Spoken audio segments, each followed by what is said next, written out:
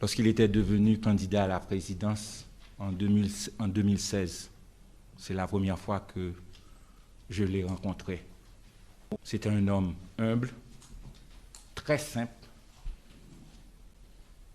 qui savait ce que notre pays et notre peuple avaient besoin. Aujourd'hui, nous souffrons tous. Nous avons beaucoup d'émotions qui nous traversent. Émotions de douleur, de tristesse, de colère, de révolte. Ils ont tué le président, mais ils n'ont pas tué son rêve.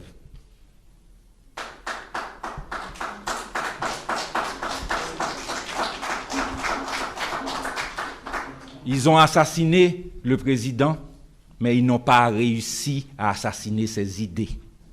Le président est encore vivant. Le rêve de Jovenel Moïse, c'était de changer le système. Un système qui profitait à une minorité pendant que la majorité souffrait. Il s'est battu pendant 4 ans et demi pour changer ce système. Le combat de Jovenel Moïse n'était pas un combat politique, c'était un combat économique. Nous sommes en train de répéter l'histoire. Quand Dessalines a dit « Et les nègres, ces hommes et femmes noires venus d'Afrique, est-ce qu'un jour ils n'auront rien ?» On l'avait tué. On l'avait assassiné. Pendant 50 ans, nous ne pouvions pas parler de Dessalines. Après 50 ans, il est ressuscité. Ce meurtre commis nous affecte tous, nous Haïtiens et vous de la communauté internationale.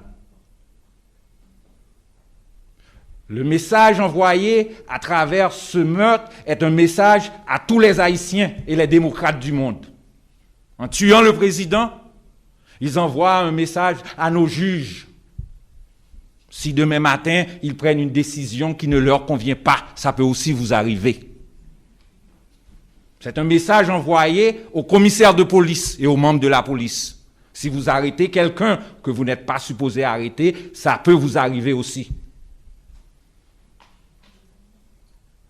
Chers amis, le combat pour changer le système ne fait que commencer.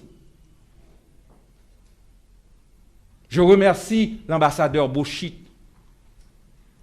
qui vraiment a peint une peinture, une image, une histoire, une vie.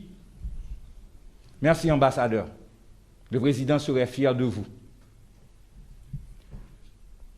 Le combat économique continue. Le président a voulu de l'électricité pour tous. Dans ses discours, il disait, dans la Caraïbe, il y a 9 millions de citoyens sans électricité. C'était inadmissible que 7 millions sont en Haïti. Tout le mépris, la haine qu'il y avait contre lui, c'est parce qu'il a coupé la corruption de l'électricité. Le président n'avait pas d'accès aux grandes capitales, aux grands journaux étrangers. Comme l'a dit si bien l'ambassadeur, on essaie de peindre une peinture du président qui est complètement fausse. Moi, j'ai connu ce président.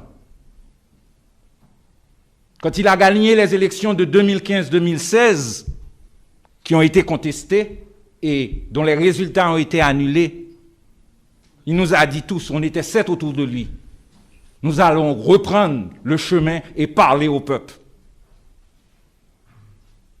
Il a toujours renoncé à la violence. Il a toujours voulu le dialogue. Même ceux qui lui vouaient la haine, il les a mis dans un avion avec lui en allant en Europe. Écoutez, messieurs, je vais oublier le passé. Construisons l'avenir du pays ensemble. Je veux que vous soyez riches, mais dans de bonnes conditions. Il faut que le pays aussi vive. Les citoyens doivent vivre. Il a fait la même chose pour les produits pétroliers. Il a essayé le dialogue et tout. Donc, chers amis, nous sommes réunis ce soir pour dire une seule chose qui n'est pas compliquée. Il est mort. mais ses idées sont vivantes. Il est mort, son rêve reste vivant. Les nègres venus d'Afrique doivent avoir leur place dans notre société. L'égalité des chances doit exister dans notre société. L'égalité des chances existe ici, en Amérique. C'est pourquoi beaucoup de nos compatriotes sont ici présents. Donc, je remercie Dieu d'avoir donné la vie à la première dame. Je remercie Dieu de lui avoir donné du courage. Comment expliquer à son enfant, à ses enfants, ce qui est arrivé à son mari? Comment guider ses enfants vers l'avenir? Merci Dieu d'avoir donné la vie à cette femme de courage. Je vais finir, mais le combat reste un combat, en lisant un psaume, Galates 6, verset 7.